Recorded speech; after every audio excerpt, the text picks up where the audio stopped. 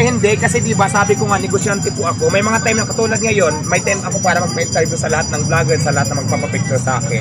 Yung mga time na sinasabi nila na tinatarayan ko, may reason talaga kasi diba minsan may mga time nga sinasabi ko naman madalas na marami akong ginagawa. Katulad ng inaayos ko yung mga tao, ano pa yung mga kulang, chinecheck ko. Tapos biglang mayroon magpapapicture na hindi ko pinapansin kasi lang may ginagawa ako. So nakukuhanan nila ng short clips ng camera na gano'n yung reaction ko, hindi na pinapakita lahat. Ang dumarabas, tapos nalagyan pa nilang title na masama ng ugali, nagbago na, which is hindi naman talaga siya totoo. Ang gumagawa lang yan talaga yung mga nag-upload na mga hindi ko alam kung anong pinaglalaban nila sa buhay nila.